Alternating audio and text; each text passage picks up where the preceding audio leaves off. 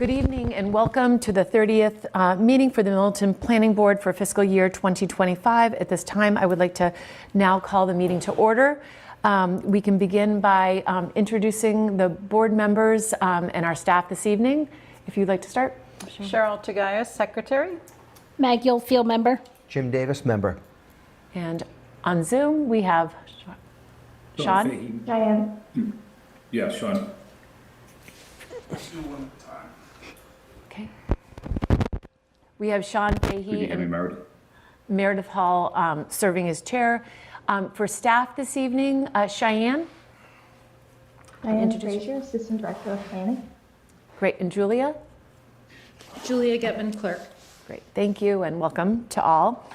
Our first item, we can begin with our administrative items. We have our next upcoming meeting dates. We will be meeting on Tuesday with the MBTA discussion, bringing you Teal back for that agenda item. And then we have our following regularly scheduled meeting for the March 27th. So those will be the next two regular scheduled meetings. Staff update, Cheyenne, I don't know if you want to say a few words about the community forum for East Milton Square that we had and any other items that you have? Yeah, Quickly, Meredith, sorry to interrupt. Would you just say what the date is for the Tuesday meeting? The 18th Okay. of March, sorry. And do you want to just let folks know that there will be opportunity for questions and comments on Yes. the 18th? Yes. And for those who may have known, 10 Bassett Street is that public hearing that was scheduled will be being moved tonight. So if you're joining us with interest on the 10 Bassett Street public hearing, that will be moved to April 10th. So thank you on that, just to save people from sitting through unnecessarily. So Cheyenne, yes, anything that you would like to add for staff update? So Tuesday we had our community forum over at the Milton Arts Center. That was regarding our East Milton Square overlay that we are planning to send to town meeting. I thought it went really well. We got some great questions, really good feedback to the public. So I'm glad everybody was able to come out. Other updates. The Ice House project is starting to market. So once we get that lottery information, we'll throw that up on the website. And then this was kind of like a question from engineering to the board, which you don't have to answer it now, just maybe an email. But they were just wondering if the board has approved any new roads since 2018. So if you remember any new roads, if you could send me an email. Any new roads? I was having trouble hearing that. Could you just repeat that, Cheyenne? Yeah, any new roads throughout town. They're doing some sort of kind of monitoring project. So they're wanting to update their records. And the last time they had kind of like a road record check was in 2018. So they were wondering if we had anything new since then. We definitely had Woodlot Drive. Okay, Woodlot. Woodlot Drive would Is be Windermere new? Down off of Brush Hill? Walcott. Walcott Woods, yeah. But I don't think we approved that necessarily as a new road. Yeah. I don't recall actually if that's a private road or going to be accepted as a Yeah, I think it's public private. road. But And then, definitely Woodlot yeah, and then was. that other went off Ford Ranch by me. Todd I can Hamilton's. research yeah. this. Yeah, let's, And then that Joe would be great, Julia. Kathleen Way, I think, is becoming a public way okay, because of the animal shelter thing. yeah. All right, so Julia said she can research that through the DPW and find out through. All right, thank you, Julia, for taking care of that. Any other updates, Cheyenne? Nope, just those three. Okay. And I just wanted to just clarify, last Friday, there was, as part of an update, because Cheyenne was in attendance, and I didn't ask her to speak, but on Friday we received an email from Nick Milano that there had been a meeting request to meet with HLC by Senator Bill Driscoll and Representative Wells, and that Cheyenne was invited to attend the meeting, the town administrator, and myself to represent the planning board. And I was allowed to bring one other person, and I asked Sean Fahey, who had actually met with HLC previously. So they'd met with when Timilty was still our senator. So the meeting essentially was, the overview of the meeting was to really present the comments that we had, that our planning board had prepared. I brought copies again just of our comment letter and the maps that we had created with the 3-acre, with the half-mile, the 3 parcels with near the commuter lines. So I would say overall it was a really productive conversation. Meeting in person it was nice to have that dialogue where I think we could listen to HLC's position and they could listen to Milton and the challenges that we have had and that we've been struggling with in creating the districts. The fact that we have so much of our land is built out and so much is conservation land that we run into on all of our boundaries. We run into DCR and conservation restrictions, and sort of explaining parcel sizes and basically all the things that we had put into our comment letter were just explained a little bit more, more in detail. So they were definitely listening, and I think we will get some feedback. And when we get to the next Tuesday, I think they are going to allow us to do some districts that are less than 5 acres, wow, which will be great. Which will be helpful because that was part of what we had put into our comment letter was part of our struggle, not only finding finding areas of open space, but finding the things that would meet the criteria of the half-mile, the contiguity, and certain other challenges that we had highlighted. And it was just a positive conversation. So following the litigation, it was nice just to open that door. And Cheyenne and actually Nick had met with Zoe and HLC to talk about some of those districts that we were wanting them to explore to see if they would be acceptable. So thank you, Cheyenne, for having those conversations too. So that I just wanted to update, and Cheyenne was great to come in and to go in. So that was just wanted to update that. And then, so can I just ask you, did they Sure. give an indication of when they're going to issue the final regulations? they're working on it, and they said soon. They're still reviewing things. They should come out soon, but they did not. They said that they have a tremendous, I wanted to say like 864 comment letters that they're reviewing right now. And they said, we're reading all of them. It was good that they had read ours, and we reiterated that, the importance of that. But they said there's 150 towns still to be compliant, and that they're working to get those done as soon as they can. But Okay. so things may change on those. We're yet to see. So and so it was good. It was productive, and we could explain the challenges that we've had and the challenges that in our town. So, but that we're working to get to compliance. So that was the message we delivered. So Was Ed Augustus there, or did he pop in? no, it was Chris Kletchman was sort of the lead, and then Nate, who's the compliance officer, and then Seth, another. Excellent. It was senior staff, but Ed was not in the meeting. So yeah. So good. So Cheyenne, was there anything else that you wanted to add, or was that it? No, that was everything. Okay, great. So now we can open our public hearing for 0 Blue Hill Ave, reopen, parcel B7-5, continued from 2020. And welcome. So Meredith, Yeah. can I just clarify, we actually closed the public hearing? I'm sorry, we did close the public hearing, Yeah. so I'm reading off of what it says, so we closed the public hearing. To you before we started, Yeah. make sure we were on the same page. Yeah. Because Good, yes, did we had close closed it. that public hearing, and now we're reviewing the decision this evening. So Cheyenne, if you want to sort of tee this up, you've been working on the draft decision, and we can bring that up on the screen.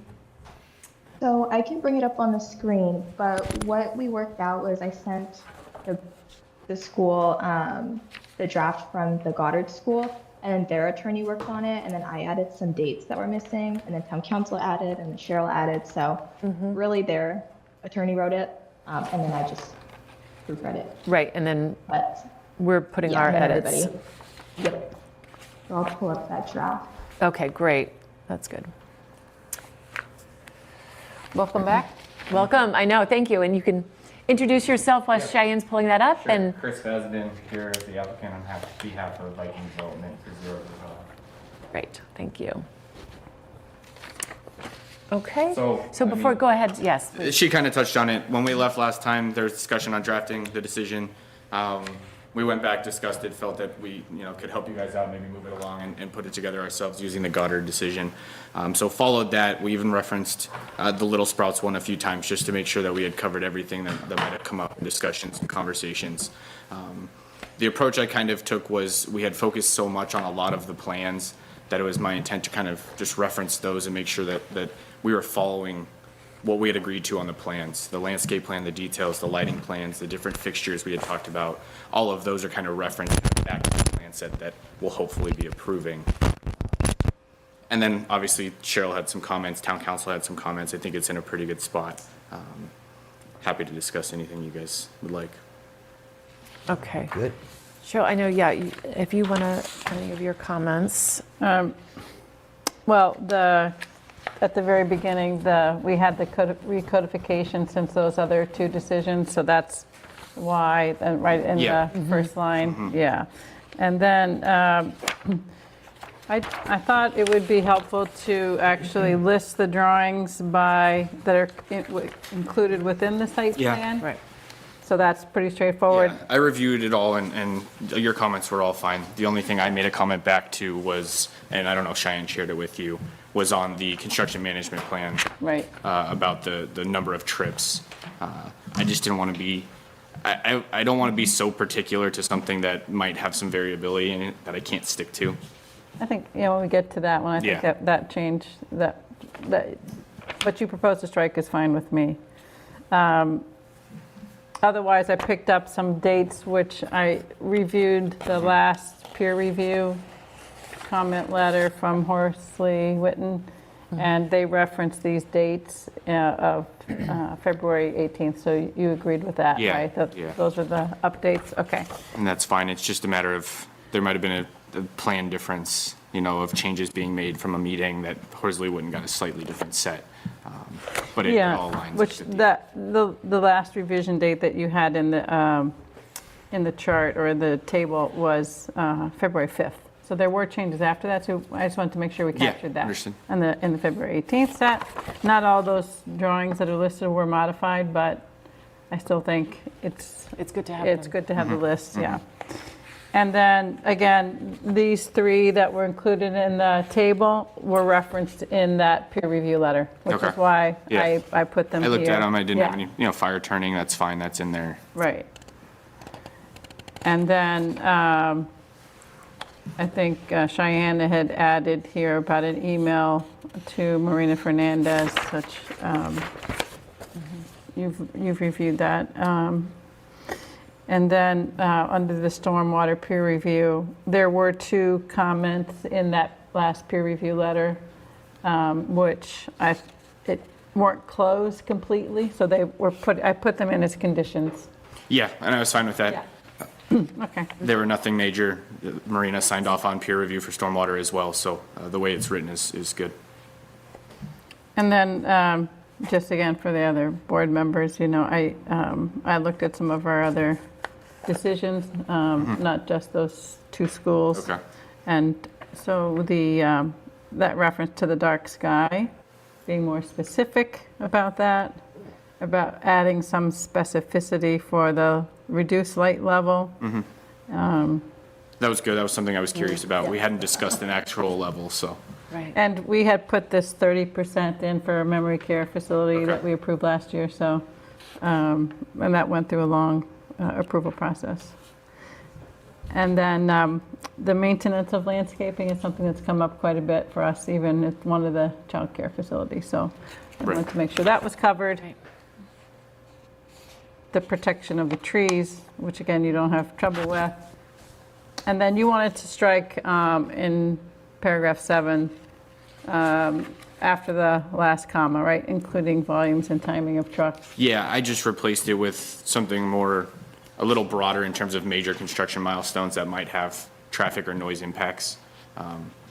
Something as specific as trips, I can't necessarily control a subcontractor to exactly what time they're going to show up or how many trucks they're going to have.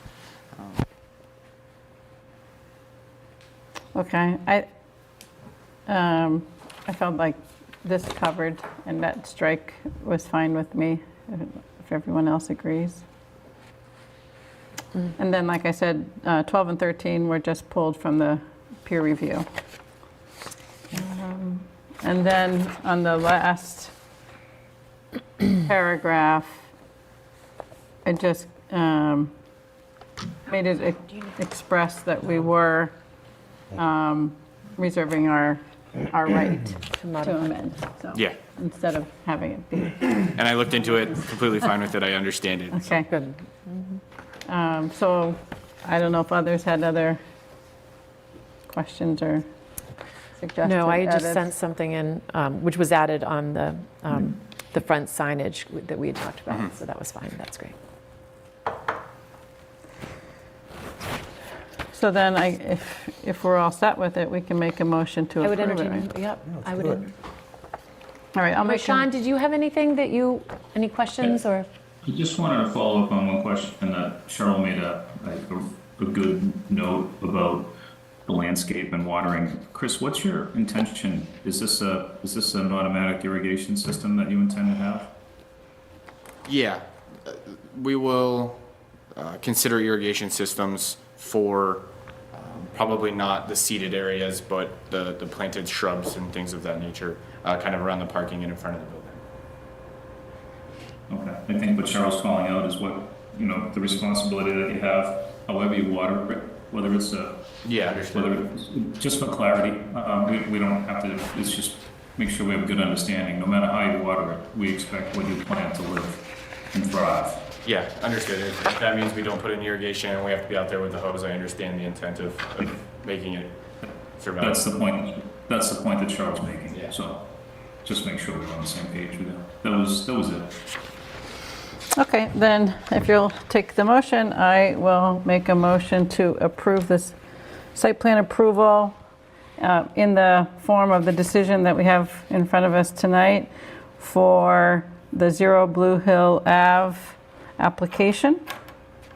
Is there a second? Second. Okay, we'll do roll call since we're all on Zoom. Maggie, Yes. Jim, Yes. Cheryl, Yes? and Sean, Yes. and myself, yes.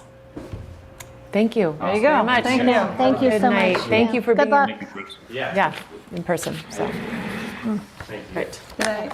And we'll have that, that'll be in the office. We'll get it signed and filed. Yeah, I'll So work with Cheyenne once you get it signed. perfect. Great. Thank Good. you so much. Okay, Thank you.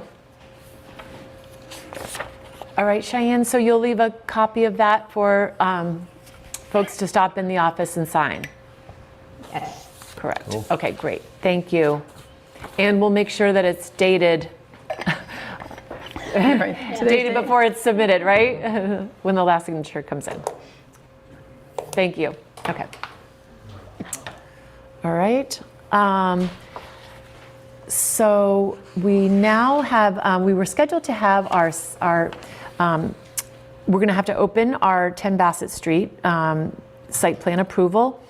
So I'll open that, and if I could have a motion to, that this was a request by the applicants to move until after the next meeting with the Zoning Board of Appeals.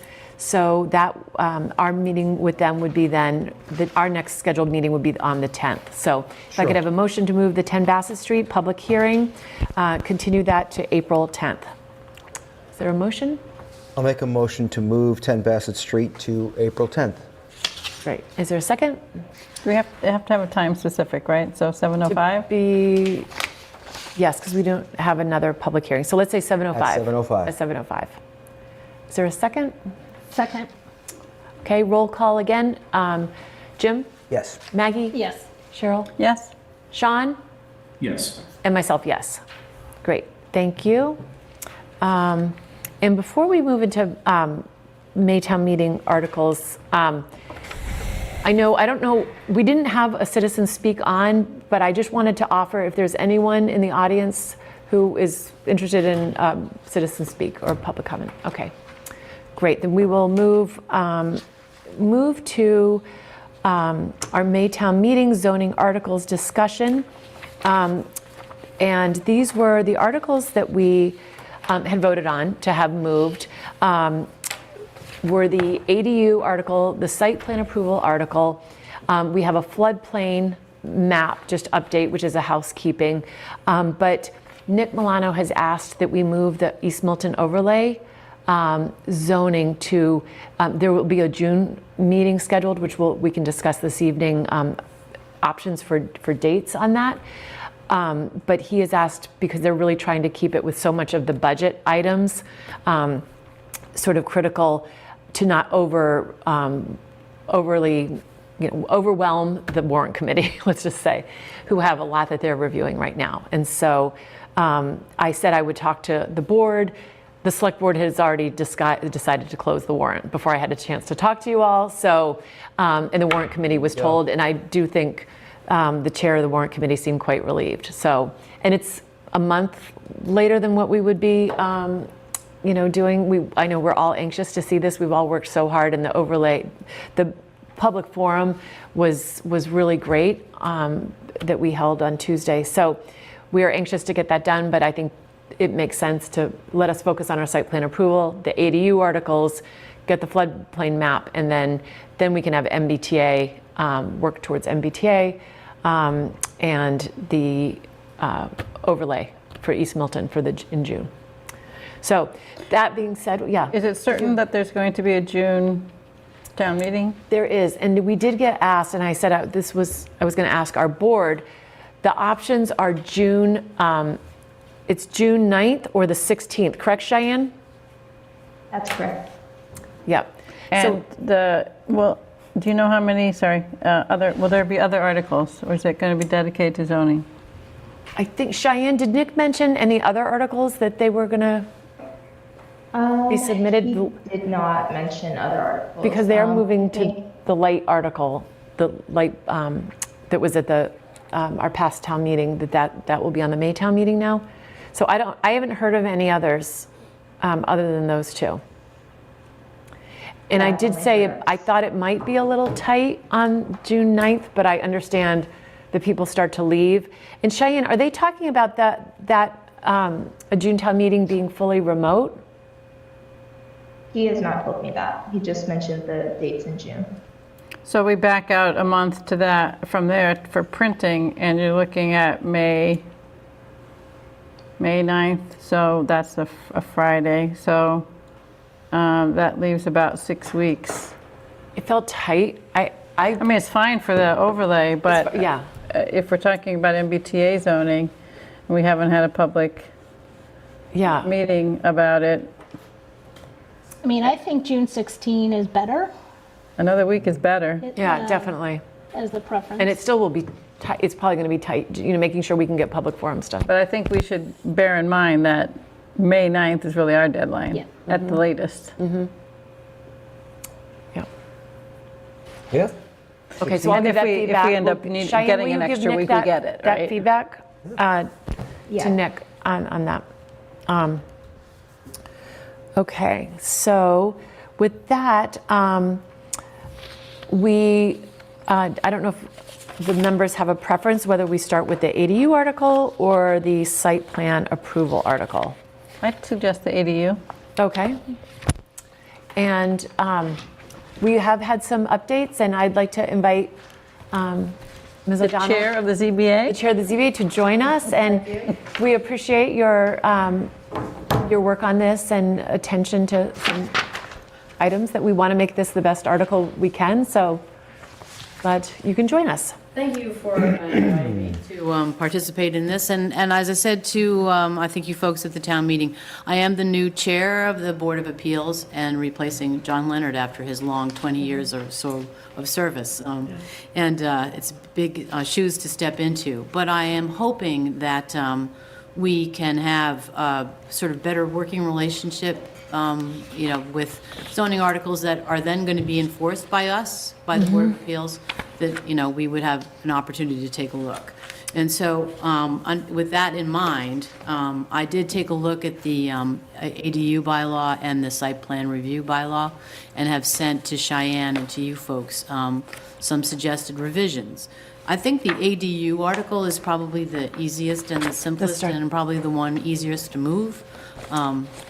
Yeah, let's start with that. And Cheyenne, do you have that pulled up? Or if you could pull it up?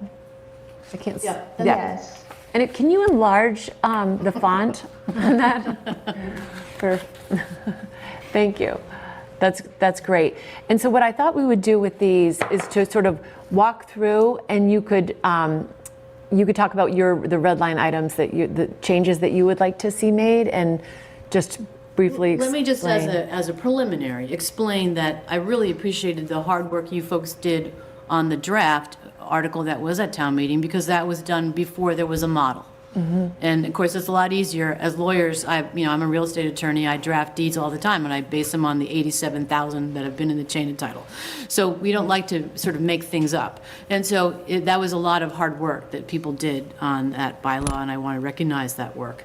But I also point out that it was done before the model, and the model is very helpful. And so there were some things that I added just because they were in the model, like the first paragraph talking about the purpose. It's always great to have a statutory reference and a regulatory reference. And so that's sort of the first paragraph that's in here. And then, so that's all new language. And we can also say, First to tell folks that the model bylaw just came out yesterday. So literally, this Friday, is, yeah. we've been working with a moving target. So, so thank you, because we're all analyzing that. Yeah. And I will say, just in full disclosure, I do have a client who's applying for a protected ADU in a different town, and it's been a complete horror scene about what what one person tells him he needs to do and what the other person needs to tell him to do. So it's been very confusing. So this is very helpful. And I also want to point out the significant difference between the model and ours is that the model talks about both protected ADUs, which are no bigger than 900 square feet, Right. or 50% of what you've already got in your existing house. There are also, you can allow a larger ADUs with a special permit. We are not doing that.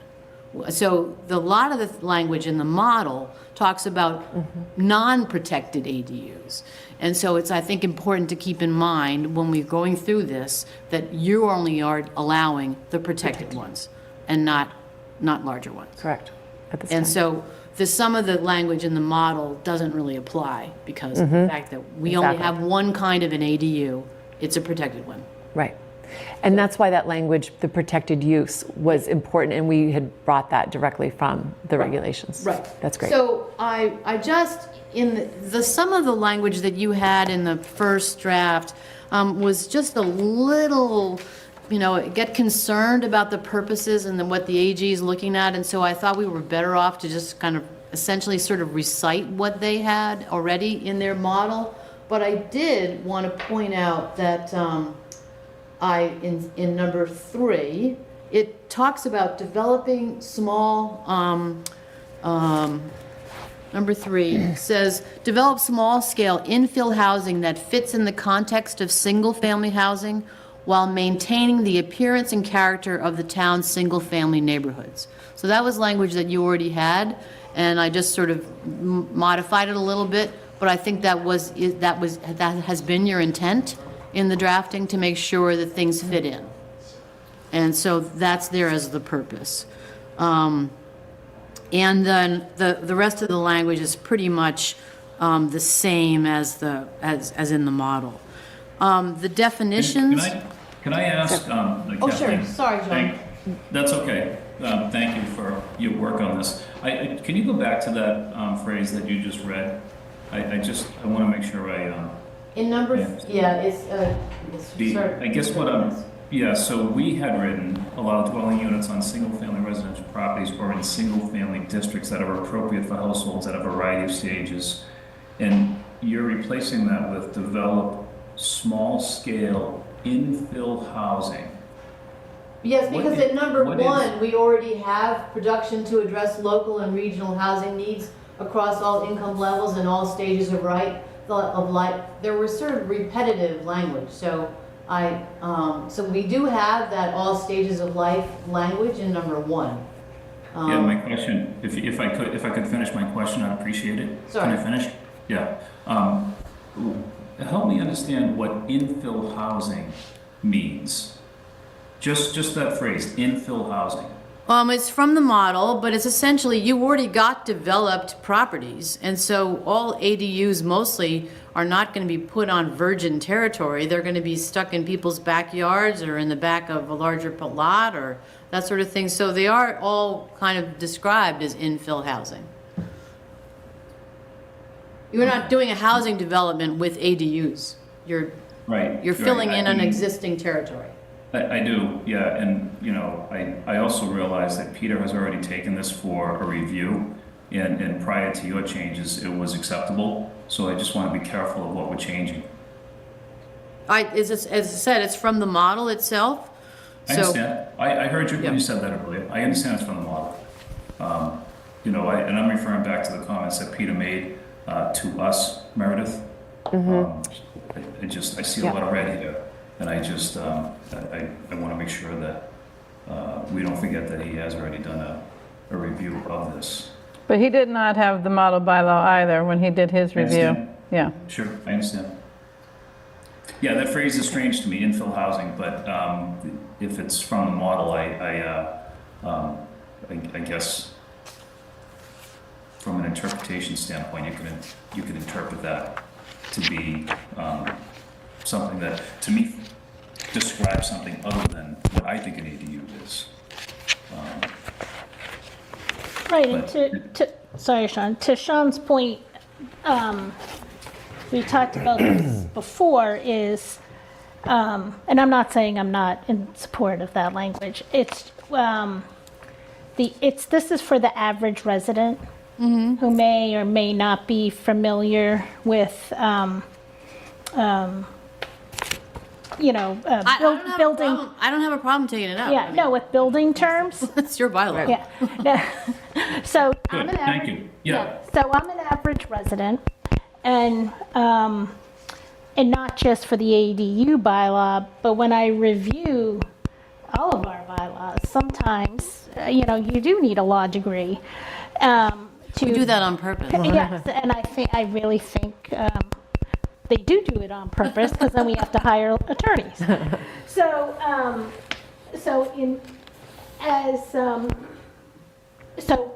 Me looking at this is just from a different perspective than you looking at it. Not to say you're wrong or I'm wrong. It's just sometimes more common language is more helpful for the average reader Well, you of could the bylaw. scratch the word infill, Yeah. and then it would Yeah. just say develop small-scale housing that fits in the context of the neighborhood.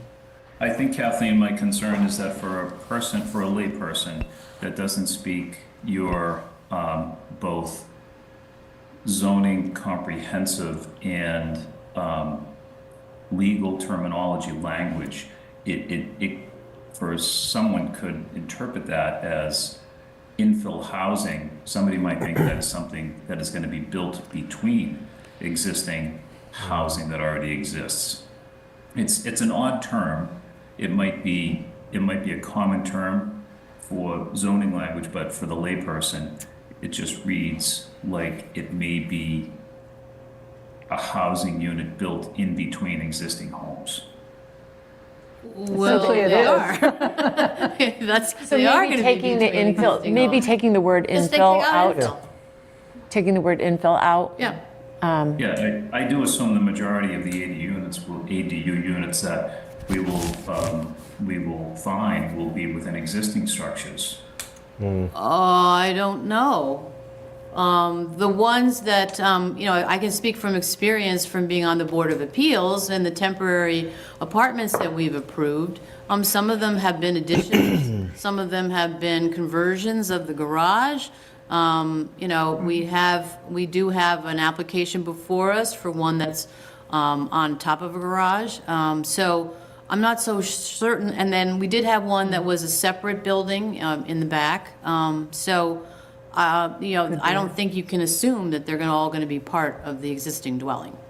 No, I think, well, I didn't say they all would, but I think the majority of them would be. But I do understand that if there's an existing structure, there's an opportunity for a conversion. But again, the language to a layperson might sound like a structure is going to be built in between existing homes. That's really the point I'm trying to make. So removing that word infill, Yeah, would solve just- that, I think. Yeah, not to belabor a point, but I will. I see. Okay. The goal of as of right is for the average resident to maybe not have to hire an attorney. Right, So. I agree. So if the more simple it is, the easier it is for the average resident to understand. It is legal language, though, so we do have to Yeah. make sure that it meets those requirements, because as we all know, zoning is Yeah. legal language. Yeah. Exactly. So, All right, so, all right, yeah. So the next, Wait, are we going section by section and kind of signing off on it? Well, no, I thought we would be able to talk about it at the end. Like, let's go through everything, and then we could come back to, so the definitions, were all sort of the same. I just, tried to clean it up so that they were all, that there were some typographical sort of issues, like sometimes they were underlined, sometimes there was a colon, sometimes there was a period. I took care of that. We didn't really, you don't need to have a definition of the building code. It is the building code. You don't need to have a definition of the fire code, because it is the fire code. And so I took out the ones that we probably didn't need.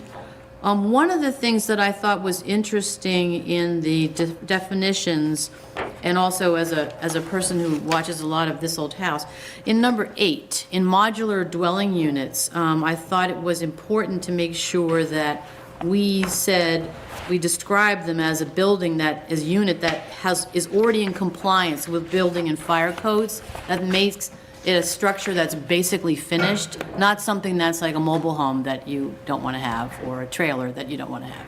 So I wanted to be sure that we had that language in there, and that's from the model.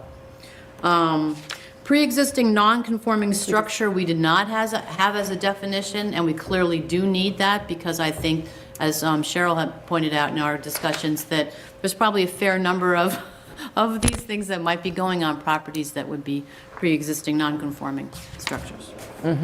absolutely. there's just a little typo at the end of that one. The NG is missing on zoning, the last word. Yeah, simple thing. Yeah. And then principal dwelling, short-term rental, we don't have any other longer definitions of short-term rentals. I think we're just going to describe it as whatever is in the statute. The site plan review, I wanted to make it clear that this site plan review process is only the site plan review that you have in this bylaw, not in the other site plan review one, because I think that's going to be extremely problematic. So I just sort of said with site plan review as we have in this bylaw. And then transit station, we had separate definitions for all these things, and I just didn't see the point. Actually, some of these things were in the regs before. that Yeah. they These don't- we took, Yeah. So now they've changed just it, did so we what have to they change it. they, Yeah. and that was part of the problem, they changed. Yeah, and I the- took out ferry terminal because we're not probably going to have one. So. In the regulations, I don't think, we weren't clear enough, I think, in the draft, about the fact that if you are on a septic system, you're going to have to comply with Title V. So it's very clear right now in C, too, that if you have a septic system or a well, you're going to have to comply with Title V. Sending a notice to the Board of Health is not sufficient. I think we need to be absolutely clear that you've got to make sure that you've got that.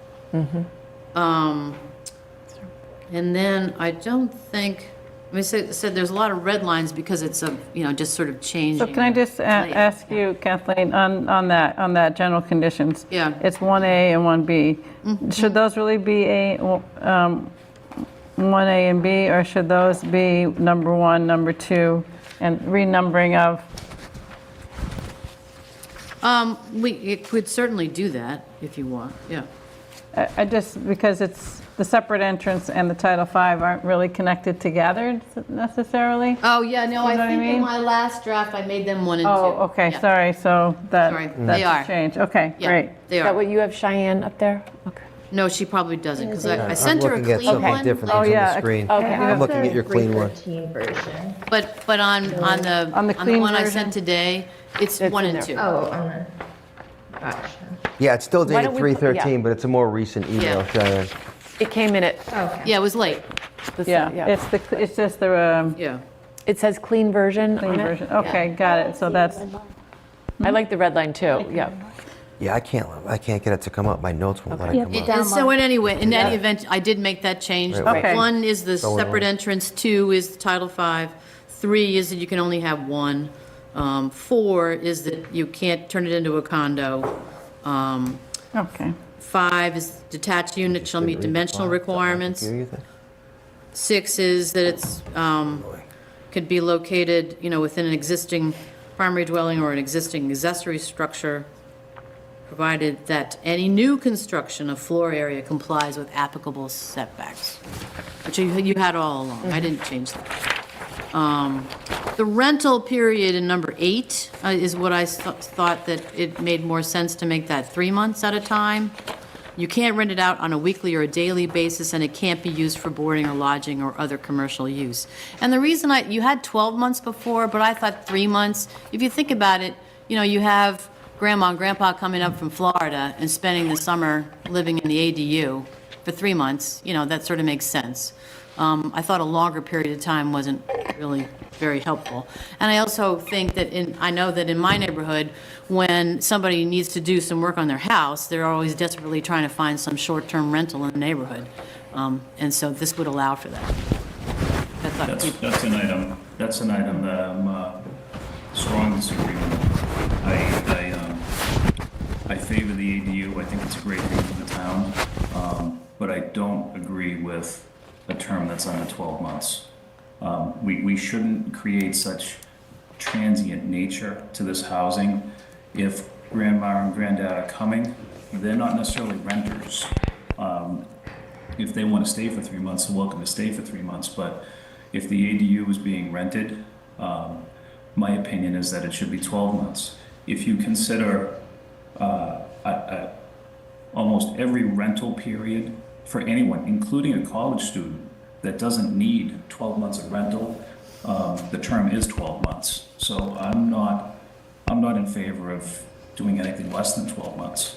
I think it's important to protect our neighborhoods and the folks that live in the neighborhood, so that if someone is going to live in an ADU, at least they can be sure that that ADU is not transitioning in a period of time that's under 12 months. Yeah, I'm with you, Sean. I wouldn't want to put that stress on neighbors every 3 months having a new tenant come in that has to learn the nuances of the neighborhood. I think... And Jim, and I'm sorry to interrupt you, most of these people bought homes in what they thought were single-family residence neighborhoods, not expecting that their neighbor was going to change on a short-term basis. So I think it's a basic protective measure that we have a period of time that's 12 months. No, I'm with you. I'm with you. And I agree as well, especially since there's no owner occupancy requirement. If the owner was required to live in one of either the ADU or the primary dwelling, I think there would be more oversight. But because there's no requirement for that, I do think you're going to have turnover, not just of the ADU, but possibly even the primary dwelling. And again, next to me, 2 of my neighbors do have ADUs, and It works fine. But I think also it's because they're there monitoring. And to your point, one of them has family coming in from Greece for longer periods of time. And it's not a problem whatsoever. So I think for me personally, I do support the concept of ADUs, but just the short-term rental and the model, I mean, the model bylaw allows for towns to extend it for as long as possible. As I said, it's your Yeah, bylaw, yeah. not mine, so it's, you know, I don't, Thank you. All right. So we'll come back. Did you say, you're referring to the temporary apartment bylaw that your neighbor is utilizing, is that right? Yes, Yeah. correct. Yeah, Yes, okay. yep, sorry, yep. And it also Yeah, I works. have the same. I have a neighbor right next to me that utilizes that for their parents. It works really well. I have a neighbor 2 doors down that has the temporary apartment bylaw that they utilize, and it works very well. And you know, obviously those folks are there for years. So there's really nice stability for all of us in the neighborhood. So yeah, I feel very strongly that 12 as I months is said, is a minimum. it's your decision, not mine, so, fine. I mean, that's something that we discussed at length before, and I Yeah. think town meeting's gonna, and the warrant committee discussed at length, and town meeting probably will discuss at length. I think, I'll just mention one thing. There are situations for like visiting nurses. They go for 3-month assignments. And with bid Milton, you know, bursting at the seams and probably in need of staff, we could ask them, are they taking in visiting nurses, and where are they finding that those nurses live? The other thing I would think that it could meet a need for is faculty that might be visiting faculty at Curry College or La Brea, because they might be coming for one semester. So it is something, you know, to think about And whether the shorter term makes sense in some instances. just because we say it's a 12-month rental, that is very difficult to enforce, I think. So to your point, if a visiting nurse or faculty signs a contract for 9 months, They're on the hook for the money, though. they're, you know, it would be hard for the town to enforce that, and they might leave after 3 or 6 months. Well, you raise a good question, Maggie, and I don't know if we've talked about this, but if somebody has an ADU approved, now it's I imagine this is a registered ADU, right? So it's a residential unit that's registered, and we should have some mechanism that the owner of that ADU, you know, is submitting to the town that they're beginning a period of you know, if we're going to have a 12-month rental period, we need some mechanism of compliance. I don't think you can legally do that. You can't do that for a single-family house. Right. You can't require it of an ADU. And that's you know, that's sort of the general guidelines behind the regulations and behind the model, is that you can't require anything more of an accessory dwelling unit, protected accessory dwelling unit, only the protected ones, than you do of a single-family member. And we don't ask our single-family people to tell us when they're renting their houses for a year. Yeah, So but then why is it to in the that model point, but that you can rent for less than a year? Well, because it's an accessory to your principal dwelling, so it's a different use. Right, so you're No, not asking so- any yeah. more of the accessory than you would of the, I don't think that Single makes family, if I sense. wanted to rent my house out. Yeah, I can rent my that's- house out for 3 months. Yeah, but you don't have to tell the town that you're renting your house out for so, 3 months. but Right. So however, Sean's suggesting that a person with an accessory dwelling unit has to report to the town that they're renting it out. okay, but wait, but we have to, because there's an administration and enforcement provision. Right. So, we, for a single-family house, we do not have an administration and enforcement provision. But however, for ADUs, so again, the state is a bit contradictory. And not to really get off subject, but is this really an unfunded mandate? Oh, Because now all of a sudden, we're putting extra work on our building department. It's not an unfunded mandate because it's the choice of the property owner to do it. So it's not an unfunded mandate. You choose to put an ADU in your backyard, you're stuck Yes. with the regulations. And I did add at the end, I did add administration and enforcement. And so the building commissioner shall administer and enforce the provisions of this section. No building shall be changed in use or configuration without a building permit. You need a certificate of occupancy. And, you know, the building inspector sort of applies the Dover analysis to any request for an ADU building permit. So I did add that, because you didn't have that, and that's from the model, I put that in. So I think that what you're with is the fact that you have the situation where the building commissioner, somebody can make a complaint to the building commissioner that that ADU is being used as a revolving door, and that would be a violation. Yeah, but what are they going to say? So if I have a tenant for 12 months and then my tenant says I'm leaving in 3, Yeah, chase me for the money, or or I'm going to sublet it, or you can right. find somebody else to move in 2 seconds. The landlord is not going to chase that person. The landlord's just going to find another tenant if this temporary nursing thing is so popular. And it's No, not I'm even just gonna need to be saying that enforced if there is a violation, that the building commissioner, somebody can make a complaint to the building commissioner. Not you, obviously, if you're the landlord, you're not. No, I gonna- know, but what's the building commissioner going to say if I, the landlord, say, you know what? My tenant said I will leave amicably or you can evict me at the cost of 10 grand. You know, as a landlord, I'm going to say, you know what? You want to be here 3 months? I thought you were going to be here for 12, but you can go and I'll find somebody else. And that's what's going to happen.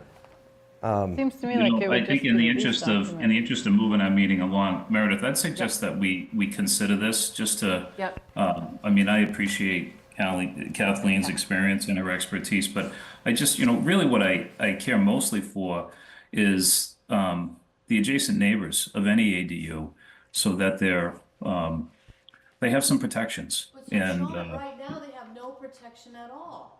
Kathleen, I can do it as of right, Yeah, right now. Kathleen, listen, I would appreciate when I start to speak, if you'd allow me to finish. I'm sorry, Sean. I promise you I will do the same for you. It's a courtesy that I think I owe you, and I hope you would expect to owe me. But my concern is adjacent neighbors to wherever there is an ADU. And Meredith, just so we don't use too much time in the meeting tonight, maybe we could just take a look at this and have a conversation again as a board, and maybe have a conversation with council to see what we can and what we can't do. But that's my only reason. Thank you. I just would like to You were point all- out yeah. that right now, I could file for a building permit for an ADU that's, if it's less than 50% of my house and no greater than 900 square feet, I can go ahead and get a building permit. Right now, Understood. without anything at all. Correct. Sure, So- I'm aware. You're plugging a hole, which you have a big one right now, because they can do that as of right. And so Let's continue, because I'm done. That's it? Oh, Okay, great. that was on that. Okay. Well, Did you have, no, yeah, questions? I thought there if were a anyone- couple other things that, sorry, I guess, yeah, there was maybe a couple of cleanup things, right? So that you had. The included. thing that you may have noticed, I mean, probably right now, is that I did put in timing on making your decisions for the review of the site plan, because you didn't have any timing. And so there are provisions in F, 1, 2, and 3, that allow you to impose reasonable conditions. But you have to be moving on this. 30 days after the complete submission is given, have to give a decision within 75 days unless everybody agrees that you can do a longer time. And that's really to keep these, you need to have a time frame. That's in this clean newest. version, guys. Yeah, in F. Yeah. Okay. And I agree that there should be some time frame for the decision, because otherwise I think this could be deemed as being too onerous by HLC or the AG, because they're as of right, You're right. right? Exactly. So, I think that's a good add. And I we think think the that time is administration and enforcement's a good add, so thank you, Kathleen. And I want to thank you for jumping on this because, as we know, the model just came out. And to go through and compare what's in the model and what's in our bylaw is, it takes time. And I know you jumped on it today and spent a good chunk of your day today working on this. And I do appreciate your efforts on it. Yeah. And also with the timing, is that consistent with like the length of time that ZBA has to render their decision? We do ours fairly quickly. Yeah. The temporary apartments, typically, we only just have like one hearing. Maybe at the most, we have one or possibly two. But most of the ones that I've done, it's been one night.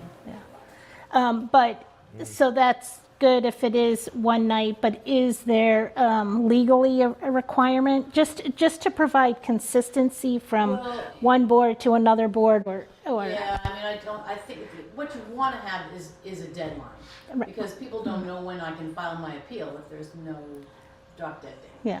And so, I tried to pick a reasonable time, and I thought 75 days seemed reasonable. Yeah. In some situations, I mean, going to your site plan review bylaw, lots of the towns that I looked at had a different process and a different timing, if it was a minor project or a major project. And so I kind of picked the 75 days from the fact that it's sort of a minor thing. That's where that number sort of came from. But you could, I mean, it's your. No, I mean, it is nice to get things moving along and, you know, check the box, move Yeah. to the next. You know, and I, as an applicant, it's Yeah. really As I said- nice to move it along. But I was just thinking for Yeah. consistency, because I have found that sometimes we don't have consistency.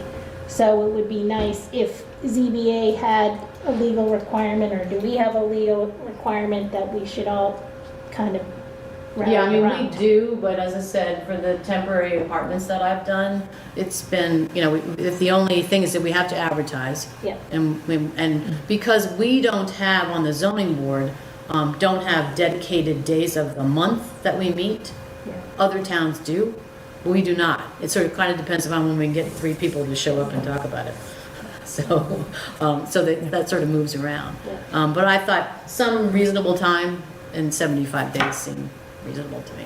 But it's, as I said, it's your bylaw. So I did have one question because there was a at town meeting, there was someone who stood up, and I know you had crossed it out, but I just wanted to have an opportunity to discuss this in advance of town meeting. It was the line where it says, "It is recommended that radon-resistant techniques for new construction will be incorporated into the design of an ADU." And I know this radon is an issue. You know, I understand where this person was Yeah. coming from. Do you want to address that? Because I think if we do strike it out, we had put it in to the ADU. Which one are you looking at? This was our red line from town meeting. So this was the line. Yeah, we Lori we Stillman, accepted the yeah. amendment. We accepted the amendment, so I just wanted to. Under D design- number under 5, design Yes, sorry, standards, yes. yeah. see stuff? So I just wanted to be able to, if we do take it out, that we've had that conversation of why we removed that. You could certainly item. put it back in. I didn't have it in the draft that Cheyenne sent me. Right, that's what I was Okay. looking at too. So that's Okay. the only reason, I didn't take it out. Okay, It wasn't there. When I looked, the one that I got didn't have that in there. okay. There's lots of versions been going around. So this is an older, I'm looking at Yeah. one of the older versions where it had been in there, because it was the language that we Yeah. accepted at town meeting. So, I remember it. so I don't know if the members feel You certainly Like can't we wanna keep require it in. it, but you can. we you can't can- require it, but. You could put it in if you wanted to, in the design standards where you talk about, in number 5, D5, where you talk about energy efficient features and sustainable materials are encouraged but not required, you know, you could sort of That's put what it in there. I think it was. Yeah, Yeah, it was in there. I think it was under design standards, and I think the way it reads, it might want to be that we suggest that, you know, radon techniques be incorporated as necessary or something. I guess drawing attention to it is a good thing, but not all places need it. You know, like we just had ours tested using the kits Plus, it that might are fall under available. building instead of zoning. right? No, it doesn't. I mean, Unless you Meredith test knows for it. I've been Yeah. selling real estate attorney for like over 30 years. And radon is one of those things that it depends upon atmospheric conditions, barometric pressure, the time of the year, and it's all that sort of stuff. So you can test your house one time and it won't have a radon problem. You can test it 6 months later and it might. No, but to suggest a But- building practice might Yeah. be under building and not zoning, is what I'm saying. But it's not a requirement that they put in a radon mitigation. It's not in the building system. code. I think it's fine to keep it as a suggestion, as we were doing with other things, just to draw people's attention to it. And they Okay. can look at it. Added in number So- 5, that. So Yeah. Cheyenne, can you, if I read it off to you, can you add it? Yeah, I was gonna pull it up from the old version. We have, Yeah, like, it was 6 under different number versions 8, at this page point. 4, number 8, item 8, D8, under design standards is where it's, That would be now D5. it would now be D5, yeah. With the energy efficient Yeah. features. Okay. As a separate sentence at the end? A separate sentence at the end of D5.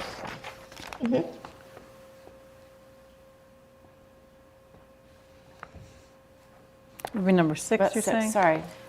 Can we pull up, go back I to don't those know, the one I'm design looking at is standards? 5, but I Yeah, I'm looking think at, we're all over the place.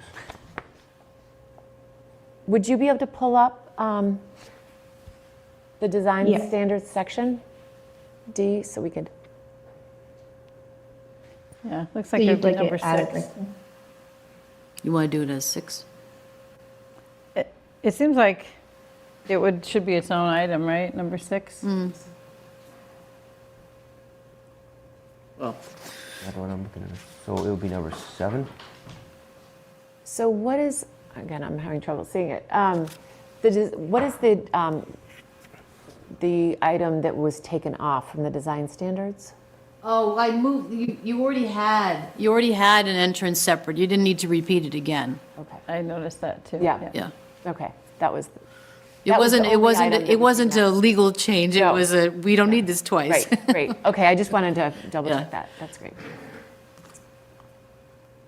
Okay, so it would be, do you want me to read it off to you, Cheyenne? Is that helpful, or? Sure. Just while we have it in front of us. We're going to say as a separate item, it is recommended that radon-resistant techniques for new construction will be incorporated into the design of the ADU.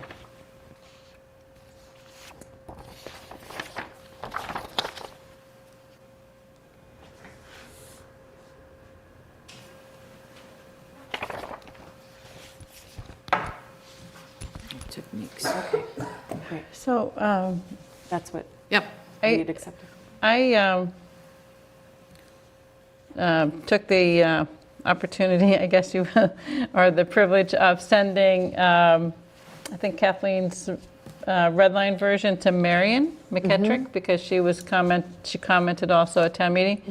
And I see that she's an attendee, so I just thought maybe we could ask her if she had any comments tonight. Certainly, yeah.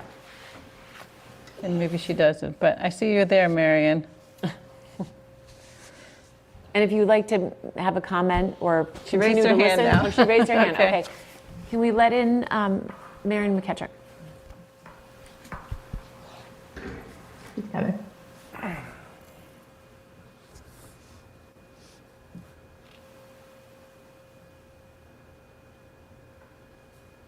Okay. I don't have a lot of comments, but I've been listening very carefully. Just a couple small things.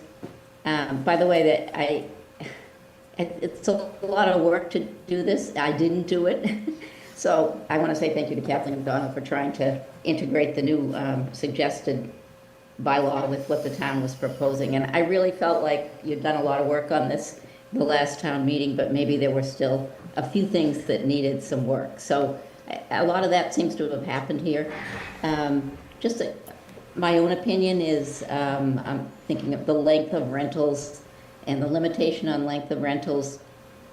I'm a little hesitant with the idea of a 3-month limit because somehow it seems to suggest that a lot of, it suggests that it's great to be doing 3-month rentals. I think the issue there is that there needs to be a lease for whatever the rental term you decide is appropriate, the shortest rental term. I think if somebody chooses to leave and not occupy the premises for the remainder of the lease, then the landlord has to figure out what to do about it. But I don't really think that's a concern for the way the bylaw is written. In terms of time limits, I think 75 days is more than enough time for this reason. This isn't a special permit and this isn't a variance. The time limits are sometimes longer for the Board of Appeals for those applications. They're defined by law and they're statutory. And here, this is an as-of-right use, but you can put some reasonable limit on how long you may spend, looking at the application and deciding, particularly with site plan review, whether it's appropriate. So I'm not sure it's accurate to compare time limits for Board of Appeals cases for variances and special permits or planning board special permits with time limits for this, since it's an as-of-right use. But I think it's a great idea to try to come up with a time limit. So whatever the planning board decides, but it's good to put in something there. Other comments, I like including the suggested radon language. I think it's a good idea. Anything that's a new issue that's coming up, if you can put it in as something that we should be looking at, I think it will make us look at it, and I think that's great. And really, I think the bylaw is written in an appropriate way now. I think that, if somebody is putting a small ADU within their existing house and the exterior isn't really being changed or anything, I don't see there is a reason to do site plan review there. You would have already changed that before the last town meeting. You had excluded that type of ADU. But for everything else where you're adding an addition or you're using an accessory structure, I think more review is necessary because it's really hard to know exactly what people are going to come up with. And it does have an effect on immediate neighbors, what sorts of structures are created. And since this is a new, it's a new device, we want to make it possible to create additional small living units, but we also don't want to cause a lot of harm to immediate neighbors in doing it. So I like the balance that's struck in this. I think it's a good bylaw. And I'm sure the board will work it over a little bit more, but I think you have something really good here. Thank you for asking me. I don't have anything original to add to the amendments that you're making so far. Thank you. Well, Mrs. McGettrick is here with Kathleen here. Just a clarifying question. So the limit is either, half of the gross floor area or 900 square feet. So say if somebody wanted to build a brand new accessory building and they wanted a garage and then an apartment above it, is it 900 total for the first floor and 900 for the second floor? Or is it 450 square feet on the first floor, 450 square feet on the second floor? Well, how much of the How much of it is the unit? accessory building is the accessory apartment? It's the so Does the accessory apartment include garage? No, Garage? garage No. isn't included as living space. Doesn't. it does, yeah. So you can have a 900 square foot garage on the first floor and a 900 square foot apartment above. So your whole structure is 1,800 square feet. And then you're asking what the calculation is because it's supposed to be based on the square footage within the walls of the existing structure. Does that include the garage first floor? Yeah. As total square footage? Is that what you're asking Yes, me? yes, No. yeah. That's a It good would not. question. I think the gross It would floor not. area excludes garage. not. Yeah, I have to look at the language. Let's see, can you find it?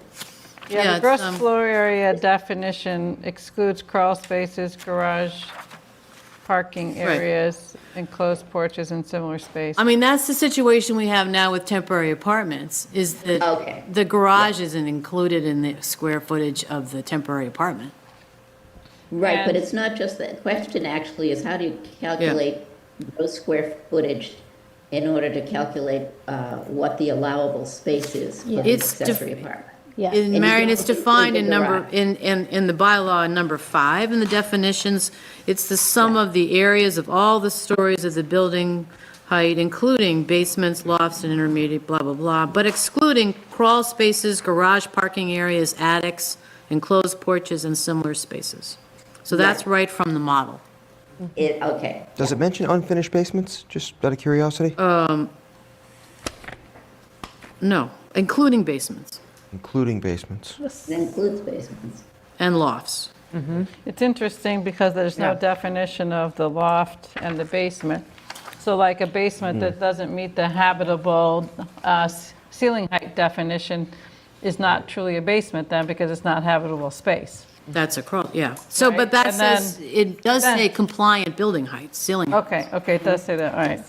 Then So you that's wouldn't, different, yeah. you wouldn't Because- count a crawl space, but you would count a basement. Because here, like when you're talking, we look at our definition in our zoning code of a half story, that loft space, I'm assuming, kind of falls underneath a sloped roof. And if it falls under a sloped roof, the definition of half story starts when the wall is 4 feet tall, which is not habitable to stand up in a 4-foot tall.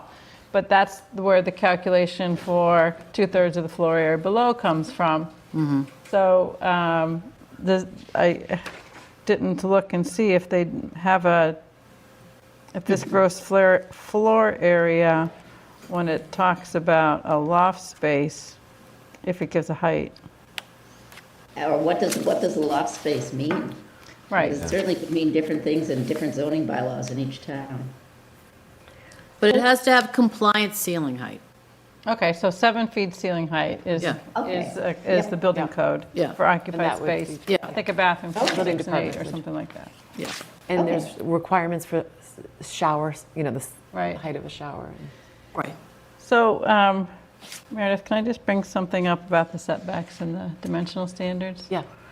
So I attended a webinar, I think it was a couple days ago, where they reviewed this model bylaw and also had some questions and clarifying comments.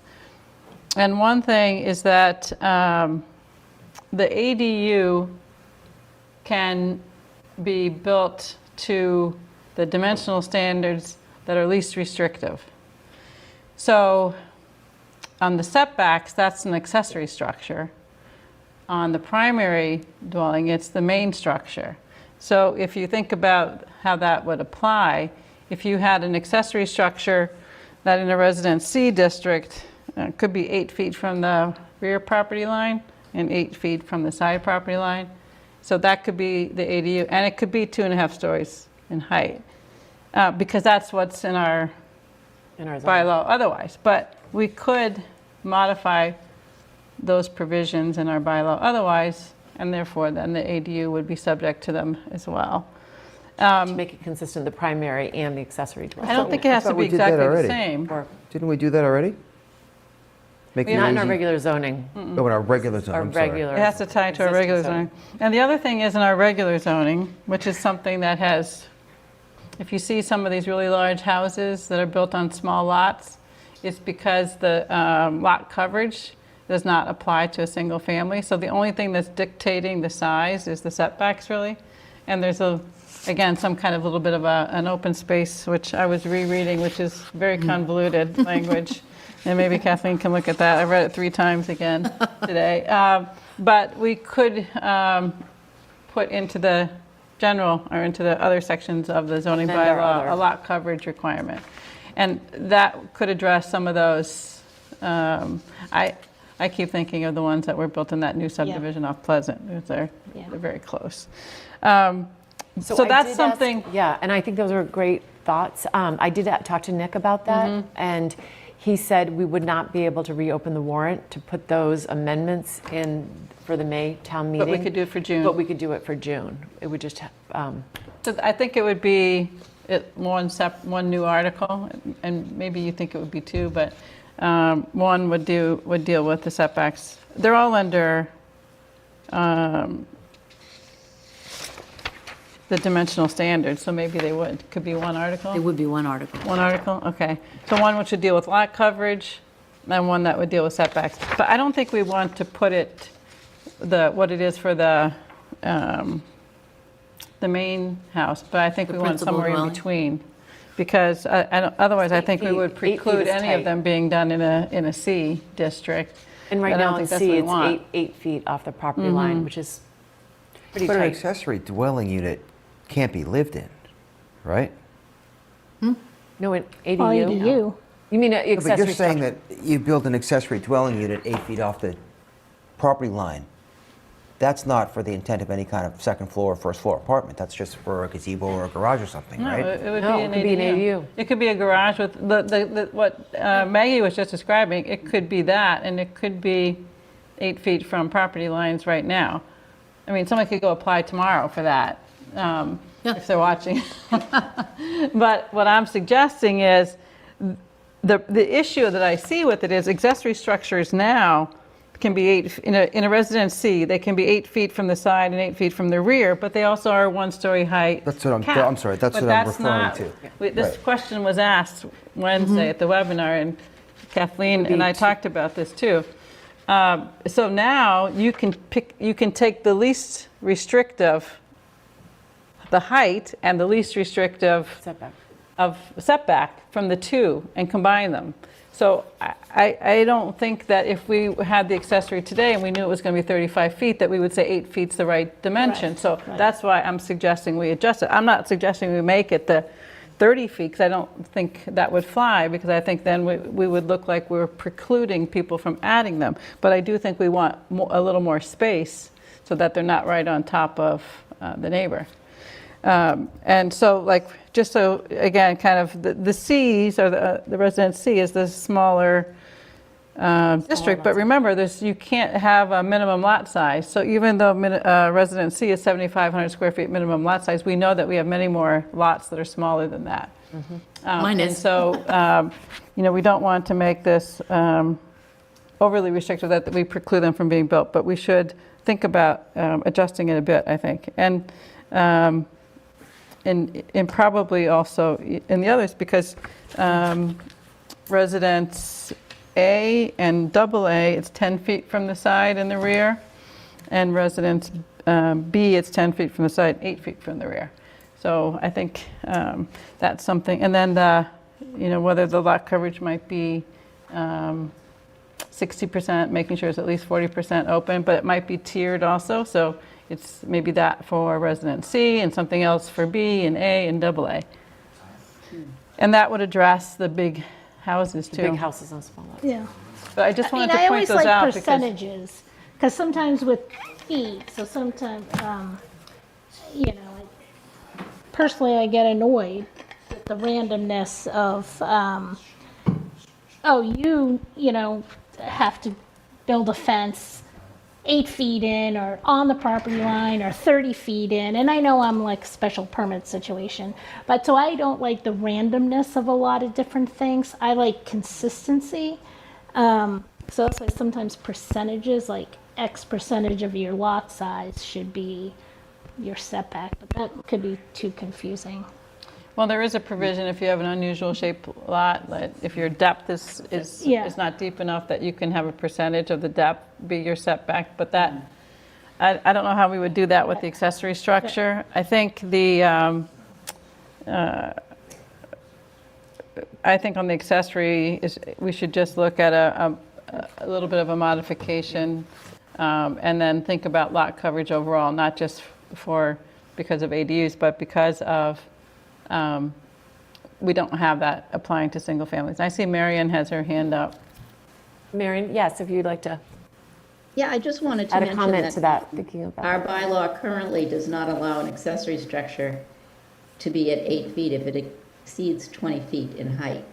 So if your accessory structure is the full up to 2.5 stories, which is what a residential structure would be allowed to, or any structure, it has to be the setback for a residential structure.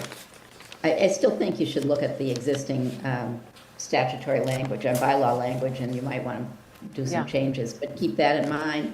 Don't think that that you can build a new accessory structure that's 2.5 stories high, and have it be 8 feet from the side lot line, and 8 feet from the rear lot line, and then put an accessory, an ADU Right, unit in it, exactly. and it'll be fine. What you were saying, That- Jim. You that- can't build it I get if it. that's it, if it's that I'm big. thinking I'm going crazy. Well, that's what they, that was That's asked pretty very common. explicitly during the webinar. Yeah. Well, Meredith was So- on the webinar too. Yeah, It was asked very yeah. explicitly, then all good. that's what they said, so But if it's in our building code, maybe that's, it's in our building code. We Yeah, don't have well, a I building think we code. should- That's, we have it's a standard state building code. And it's in there. so I think we should just put a pin in that because that is something I think Yeah. we should look at for the June meeting. But for tonight, I'd like to keep moving if we could. And so I think that was it for on the ADU. And we'll go back and we'll talk about all of this after.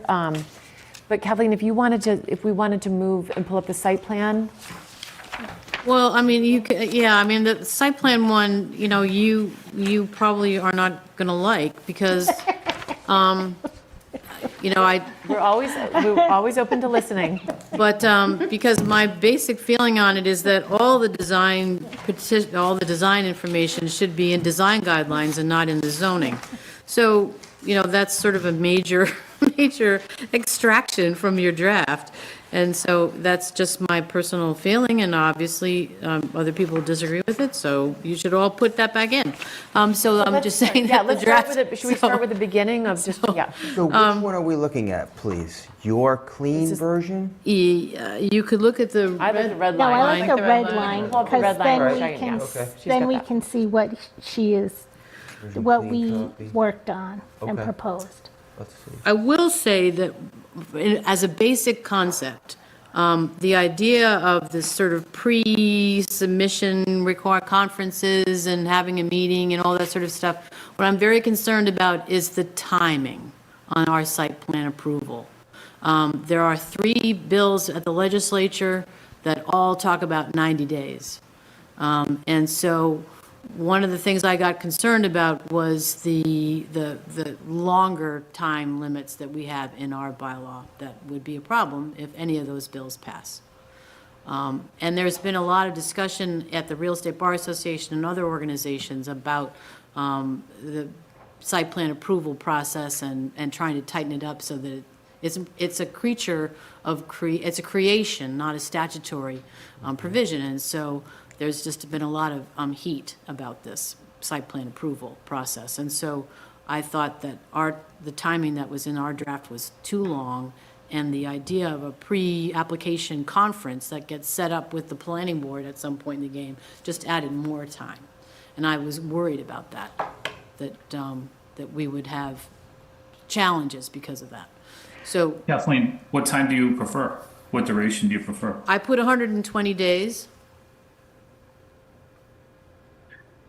On that, I think, Kathleen, if a site plan, if it comes in complete with everything that's needed, I wouldn't disagree with you that 120 days is reasonable. But the clock shouldn't start ticking, in my opinion, until it's a complete submission. Yeah, so that's why I like the pre-application conference of some form, and whether we need to adjust the language, I think we can talk about. The reason is, like, when the Gardner School, who we approved tonight, when they first came to us, their approach was to do a huge cut and to get a complete level parking lot building on a pretty steep site. And we asked them to reconsider that design, and they did, but they said that, gee, I made a comment, gee, why didn't you go in for a pre-application conference? And they said, we didn't see that wasn't open to us, because they were just going by what's in our bylaws and our rules and regs. And so they said, we already had all of this engineered, and they kind of were not really in the interested in redesigning it all, which I think kind of puts us in a more difficult position to try and, to get a better design or a less impactful design, let's say. And so that's trying to keep it so it's more reasonable cost outlay for them to come in with a preliminary design Yep. before they engineer it, before they do the stormwater design and the traffic report and maybe the traffic doesn't have as much impact, but definitely the stormwater and the grading and the landscaping is going, would change based on the design But a approach. conceptual, and I think that the best example is J.D. Wild when he came in with his proposed plan and sort of wanted to give sort of, this is what we're thinking, this is sort of the site, how it would lay out, where the buildings Okay. would be. It was really helpful, and for us to say, yeah, this is, go forward, this is All right. great, so. But I would say that you can't determine whether or not an application is in conformity with the master plan. Yeah, Unfortunately, okay. the master plan is not part of your zoning, That makes sense. so that, Yeah. so I'll look at, I'll redo that. Okay, that's great. And then as I said, if there were some typo things that I fixed, and language things, application and evidence of fee for the site plan Before we approval, go there, that kind of stuff. Kathleen, So- can we come back to, I know something that you mentioned at town meeting was, this idea about the change of use, and. Oh, yeah. Yeah, and so I agree that something that already has to go to the Board of Appeals, may or may not need to come to us. But one of the things that really is driving this, again, is recent experience with the Milton Marketplace application, where the hours of operation are from one restaurant to another is exponentially, 3 times longer, which means traffic or parking lot lights are on longer, deliveries might be longer or more intense. The demand for parking, may not be able to be shared as much with other users. So the impacts to the neighbors could be different just based on the type of commercial use that it is. I see, yeah, that's in B, in B, lowercase b, number 3. Any use or change in use that requires a special permit by the Board of Appeals shall be excluded from this site plan approval. Right, but one of the things. That's the clause that you would have That's- some question about. Right, because where we've talked with them about odor concerns for, a restaurant that's operating longer hours, more intense kitchen use, they Yeah, have. but that's not site plan approval. That's, unfortunately, that's the use that's controlled by the special permit. So we have the request before us about odor mitigation, about lighting, that sort of, not the lighting, but the odor mitigation, and I can't remember what else, noise, is in our application, in our hearings. Because that's not, site plan approval is approving the site. Right, the exterior. So you have to think about what you are looking at for site plan approval. You are looking at a piece of real estate, and you're looking at the impacts on the traffic is obviously, that's something that you would be considering. Is the parking sufficient for the use of the building, that sort of thing, except that we have parking under our special permit. I mean, they actually have a variance and then a special permit for the common We're area looking at the process. situation where. On the odor piece, just for example, where you put exhaust, is on the exterior of a building. You could put it, and I've seen it in some places on the city where it's put on the facade that's right on the sidewalk and grease is dripping on the sidewalk, versus going up through the building and directed away from a residential neighborhood. So that, it can be exterior. Yeah, but as I said, you have to sort of think about what you're coming in as, and if you're coming in on to site plan approval, for the most part, I mean, it's a use as of right. And so you have site plan approval. Whereas if it's not as of right, you're coming to the Board of Appeals for a special permit or a variance and that sort of thing. So we have to look at all Well, of this is, yeah, and this is a unique situation because it is a residential neighborhood and it needs a special permit. Yeah. But I would say, I think what you're trying to say is when we're looking at an impact, a change of an impact, for now, there's going to be significantly more delivery trucks, including kegs, keg deliveries, wine, much more intensive than the plate ever had. Just having an opportunity to make sure there's proper loading zones and. I mean, the reason this one came Parking. to us is because they came to amend their site plan approval to enclose the outdoor space and then to add a stair. And then, the enclosure, the decision on that enclosed space, had a particular kind of use associated with it, which is what triggered it. But, otherwise it wouldn't have been triggered, right? But Right. yet and then it's a question of whether they would have even thought that there was a trigger to go to the Board of Appeals, because we're the ones who really said it should go to the Board of Appeals. No, actually, they have that situation anyway. Yeah, But Because they have to amend their, yeah. I don't want to get into a That's a little bit a more particular complicated. process, but I mean, I would just say that site plan approval is being looking at the project and the impacts on the abutting properties and that sort of thing. And so it's like when somebody says to me, the Board of Appeals should be doing something about, making sure that they only have, 2 beverages. And that's not us, that's the liquor license. So like So- the way I read like now in our bylaw for what triggers it on the businesses, if you change a window or a door, it triggers site plan approval, which doesn't seem, it's true. It says any change on the exterior of a building. Yeah. So that to me, And some special permits come to the planning board and they need a special permit and a site plan approval. So they just don't go to ZBA. Yes, you do have provisions Yeah. in the bylaw for special permits issued by the planning board. Yeah. Correct. Anyway, so. all right, so I'm just, Okay, yeah, mindful of time. So that's something we'll think about, but we'll just Yeah, discuss that's something, that. I mean, Okay. as I said, I That's don't, the rationale, yeah. all of this is just suggestions, Yeah, not great. like Yeah. in cement. I had wanted to have that conversation because I think it Okay. was an important one to have, but But also, we want to pass something. And so even though it's suggestions, so say if we don't take your suggestion, then would you oppose? Yeah, what happens at town meeting? Yeah, town meeting, because we don't want, We've had this discussion, I see no reason to stand up at town meeting and repeat it. Yeah, People okay. can be watching this meeting and can hear the thing that I don't think we should have design standards in the site plan. But, it comes to a vote, it comes to a vote. yeah. I'm not standing up at town meeting and revisiting this discussion. We've already had it. And And if I- somebody These are all asked the- me, I'll say, and there's been- I went to the planning board and I asked them.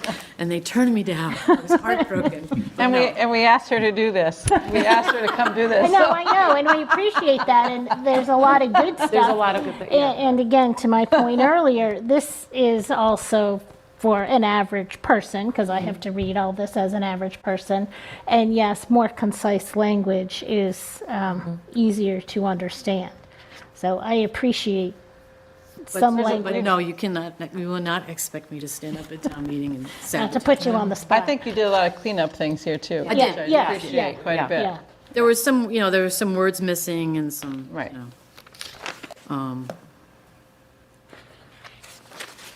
So, And I think it's good that you put in that we actually, under limited circumstances, we do have a right to deny though. oh, yeah. And you put that in. And I capped the language that's in the proposed statute, so we didn't have any trouble with adding a reason that we can't support.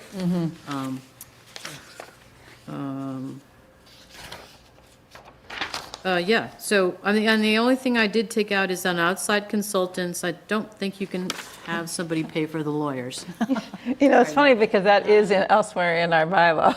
Because Brian pulled that That's funny. from, I forget which section it's in right now, but it's in one of them. As a former town council, I can tell you that you hardly ever get that legal fees covered by, certainly they're never covered in 40Bs. Yeah. And stenographer too, right? That's, Yeah, and who could you find to be a stenographer?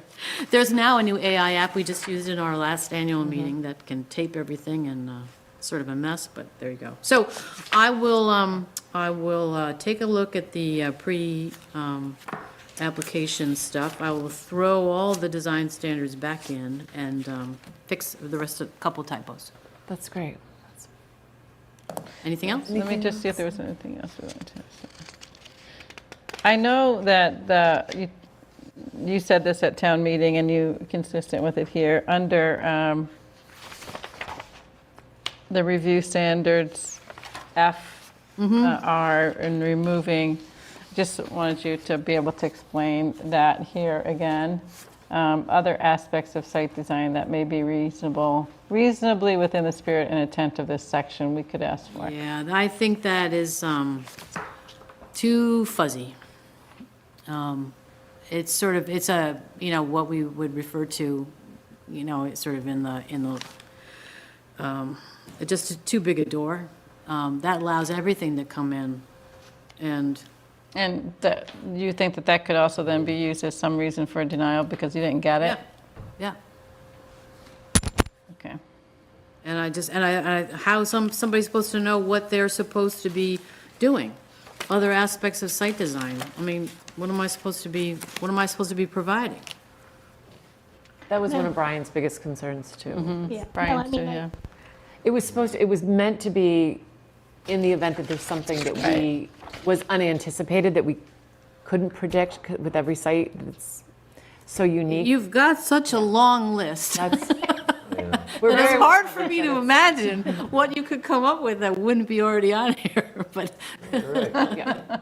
But it was sort says a of, person who never filled thought a it was- blue book in the entire time she ever had an exam, but yeah. it was accepted by the AG's office. It didn't get, or did she have a don't- comment on that? Maybe I don't she did. recall if that was flagged or I not.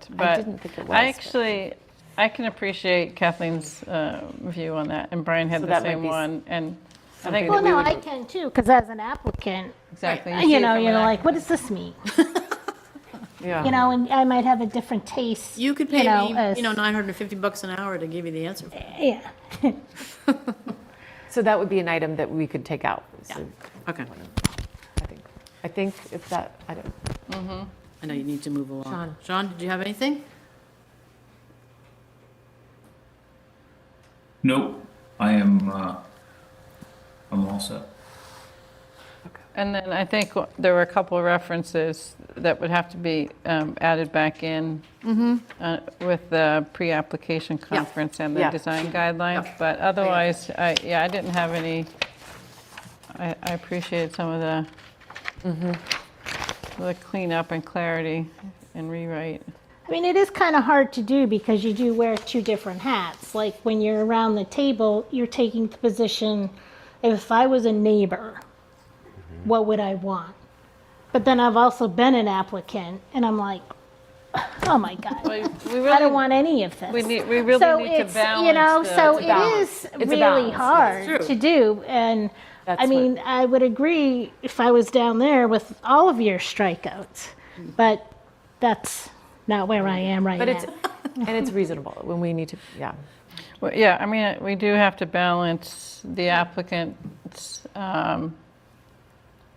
rights, and especially on something that's as of right, Right. which is this Yeah, intended that's an for. important consideration Yeah. to remember, is that this is As as of of right. right, yeah, so the property owners bought a piece of property with an understanding that they have an as of right use, right? So it's not, sometimes people will buy a piece of property contingent upon approvals when it's not as of right, but as of right, I know, and it is, Yeah. I am personally in that struggle. You know, for my business, I have an as of right use, a nursery use, but I also have a landscaping use. And unfortunately, I sort of had to give up some of my as of right use for my nursery to get the Because of the landscaping. conditions, yeah. So like I really understand. So I do sympathize with applicants a lot. Thank Okay. you very much. I You're really welcome. appreciate your time, so, thank you, Thank you. Kathleen. thank you. Thank you, Kathleen. Good, good night. Bye. Yeah, Bye. thank you. So should we just go, just You want to stick with site plan approval over here? while we're here? Okay, so I think we summarized what we wanted to keep in, what Kathleen's going to put back in. Yeah, I didn't have trouble with the other things that were, the two things that I kind of flagged for discussion was the pre-application and the Yeah. design. Yeah, Yeah, just send me a note. okay. But I was fine with all the rest. Sean, are you I am, good so- with that? Because that's mostly keeping what we Yep, felt I most am. strongly about and just some. And I was talking with Meredith briefly earlier about our language and what could be considered like still ours before it goes to the warrant committee. And Meredith said we had like a week. So, you know, if we get a clean version of this with Kathleen making these, basically putting some stuff back in that she took out. Yeah. If it's not too much, we could get it done and on- get it submitted so we don't have to have a green sheet. Yeah. And I should have mentioned this earlier, but we have been invited to the, and it's been posted for any planning board members to go to the warrant committee meeting and present these articles.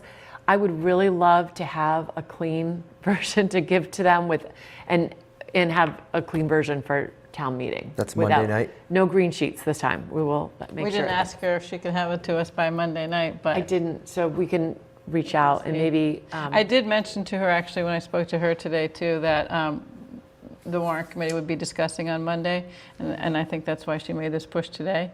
So I think she probably could, if we get back to Can you her. reach out to her and just let her know that because we would like to have it to Cheyenne to make, to have Cheyenne make any changes that we wanted to make. Maybe she might, I'm just thinking on the ADU, if she sends it over with So 3 months, we might want. What if we have all of the things that were unrelated to the design standards and the pre-application be accepted? So the new red line to us will just relate to those 2 items?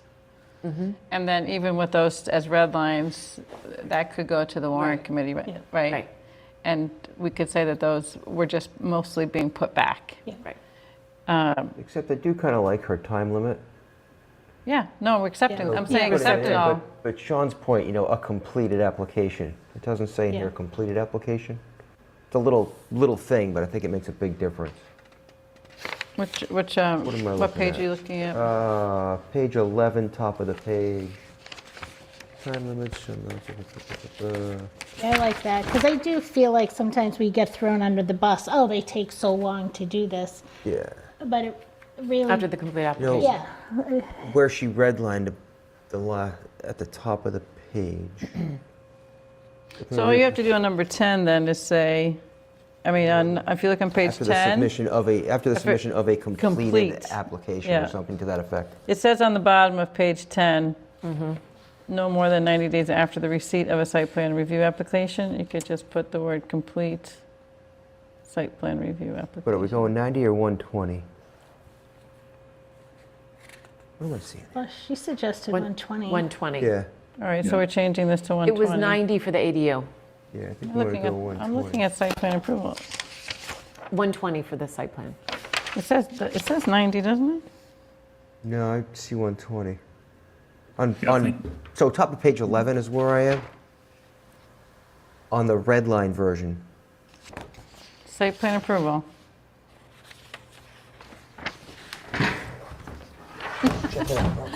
I'm looking at what I just printed today. Right? What's that? Am I losing my mind again? Well, I think I'm on losing Cheyenne's, mine. it's the bottom of page 10. I'm just Yeah. losing I my have mind. under time limits no less than 30 days and no more than 45 days on the red line version. Top of 11. But I'm on a red line version that you might not be on. This is a red line version, but I keep looking and I got the right site plan approval. Can you enlarge Anyway. that, Cheyenne, a little bit? You just go 120 days after a completed submission or something to that effect.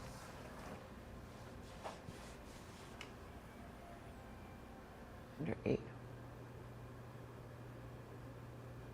Am I the wrong one? So the board shall consider, Oh, yours isn't broken. Mine's broken up differently. Like my page breaks here for some reason. But here it says 90. Where does Yeah. it say 120? Oh, there, Right which there. is cut out, you're saying. I don't. Did you see these? Oh, so strikes? one, so There it is, right 120, there, it was yeah. struck. Yeah. So you're saying go back to. Go back to 120, but have it say completed application or completed submission or something.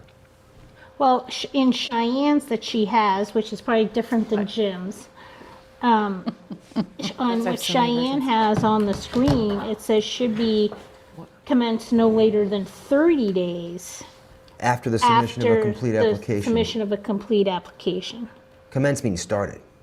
That's so we can't delay We it have to more than start 30 it within days. 30 days. Oh, That okay, makes yeah, sense. General okay. site plan review of a project of average complexity shall be completed in more than 120 20 days days, after the submission. yes. And I just want to say after the submission of a completed application. But that language is struck. And Right. so we Yeah. have down below, But weren't we just going to put all the struck stuff back in except, no, Pre- we were only putting the The design the and application, well, I think we should put that back in. That's just my thought. You guys do what you want with it. I don't mind changing the 90 to 120, but I don't think we should add all that language back in, is my point. Okay. But As long as it says 120 days after a completed application, I'm good. All right, so that's under 0 decision, and then we put complete 120. I you want- think it's under N, time limits. It's under O decision. Yeah, No, so, it's under so yeah. Okay, Cheyenne that's just good. did it up here, That's Jim, good. on the Okay. screen. You see it? Yeah, that's good. You can put it there too. yep, that's good. There you go. Also, regarding our next agenda item, we do have Peter on the line. Okay, waiting. okay. Peter Jackson? Mellow. Oh, Peter Mello. Oh, okay. But we have, did you want to go through these line by line then, or did you want, were there other on things? site No, plan that was, approval? I'm good. Yeah, I'm good with. Otherwise, we're good? Otherwise, we're good. I Yeah. think the other items, Okay. the changes I'm fine with. All right, so I'll follow up with those 3 things then. The timeline, the design standards, and the pre-app meeting, right? Yeah. And I have a then, quick question. Under O, we changed it from 90 to 120 for the completed. Down here, you want me to change this 90-day period to 120-day period as well? right, Right. Right, yes, good catch. That was good. Sounds good. So timeline, design standards, and application. All right, that would, Cheryl, that would be great to follow up with on that. That's, okay. And then, do we need to take a vote to submit that to the warrant committee then as a draft? Yeah, if it expedites it. yeah, we've already sent ours, but as an updated draft. As an to the- updated yeah. draft? I would take a motion to send the updated draft to the warrant committee for review. So moved? Does that work? Second, Second. all in favor, Cheryl? Yes? Jim? Yep. Maggie? Yes. Sean? Yes. And myself, yes. Great, okay, Okay. thank you. That actually wasn't as bad as I thought. You're done. Gonna be, time-wise. Okay, so now let's just step back and look at the ADU. And I think there were some proposed changes here. I think it makes sense to keep the purpose and definitions consistent with the model bylaw myself.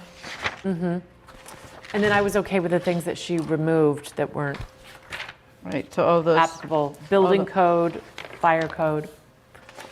I didn't have an issue with those. I think all of those are just, I mean, the only thing I was thinking, again, it may not be necessary, but it just, now I'd have to go somewhere else to look, for the definition. I know the definitions don't Yeah. have to be here, but again, just as a regular person, if I want to build an ADU, which definition are you talking about, referencing? Road bus station, commuter rail station? yeah, or what did she, was it the building code? But she just moved those, Jim, I The think. She building moved them code. underneath transit. So I- So then those aren't, the stations aren't Yeah, I don't totally know. gone. Yeah, so if it's not relevant, so that was the only, Yeah, do we think keep there's them a- in, or do I we? think There's that's a it. couple of there's a typo there. I did find it, there was a typo I saw too. I mean, again, That's just- I don't have a strong feeling about it or not, but sometimes having more information, even though it makes the document a little bit lengthy. Was that the same typo I saw in Under transit, under, Yes, that's the one I saw too. yeah. I circled a few others. I can Okay, show edit you. those. I can show you Yeah. if we want to run through those at the. Yeah. We struck the word infill, right? So that was Yes, that was the one thing we did want to remove. under purpose. Yeah, you already have that. Okay. Mm-hmm. And then Hey, Shane, can you make that a little bit bigger? If you don't mind, thanks. under another typo is in the definitions, the pre-existing non-conforming structure, which you may already picked up when I mentioned it before.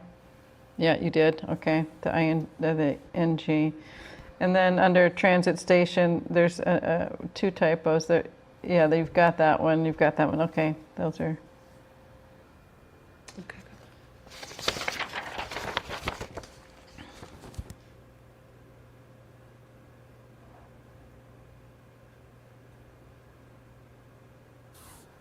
I thought all the general condition changes were good.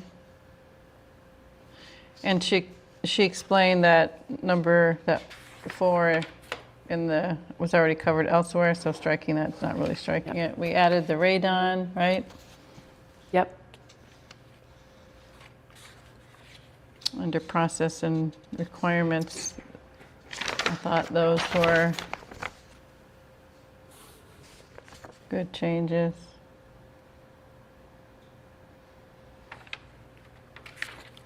The enforcement. So I think you all want to leave in the 12 months. I think we leave it and we see what town meeting wants to do with it. Personally, that's, there'll probably be just as many opinions there. And we'll see how the vote falls, It's fine. right? Yeah, exactly. Hey, can we go back to 4 real quick? I'm a little hung up on that. C regulations 4 with the accessory structure within the same district, whichever results in more permissive regulation. Yeah, because that's what the Right. requirement is. That's what, to So Cheryl's That's what point, I was she was getting at talking earlier. about I with, get it. We have to the do that. We difference. can't. That was Yeah, why I we get wanted to the- make that adjustment in It's on ever's- our separate zoning articles. And yeah, I do think we should do that for June. and that was This is emphasized. bad news. Peter if we- Mello. if this goes. If we don't, Yeah, Yeah. that really was driven home at the webinar. And if you wanted to just hear that, you could watch that. The recording is posted, I think. It's uploaded now. All right.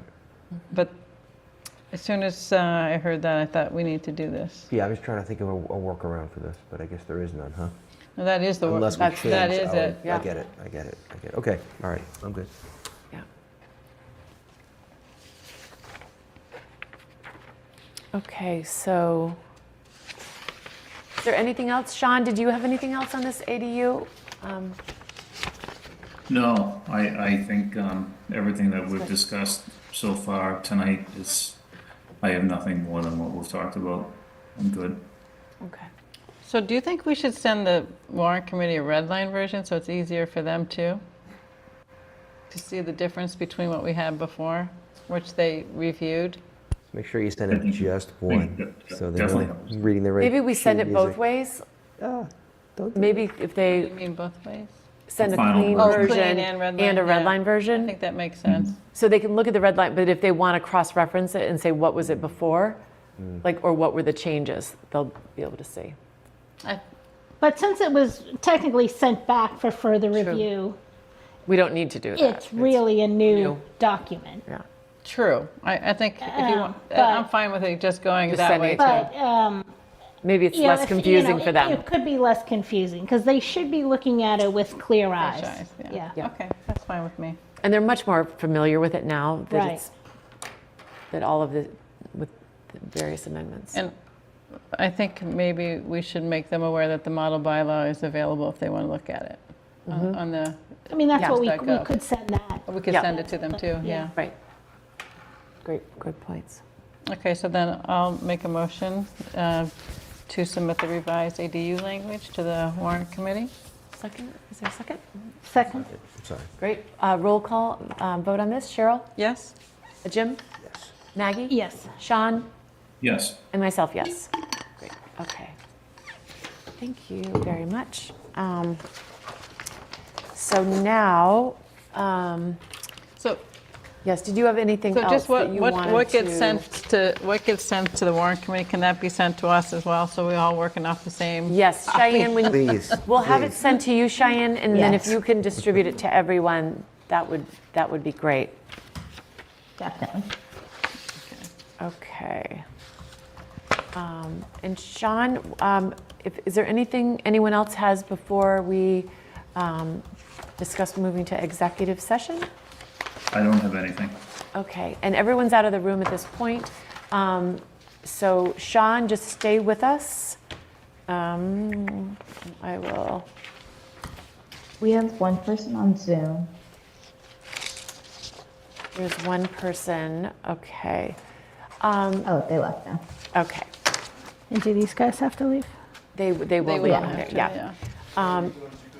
So I would like to now move that the planning board convene an executive session pursuant to GL Section 30A, Section 21A3, to discuss strategy with respect to litigation entitled Bacardi et al. Recording stopped. Versus Planning Board et al., Norfolk Superior Court, Civil Action Number 2482C V00515, because an open meeting may have a detrimental Hey, effect. Meredith, Yes?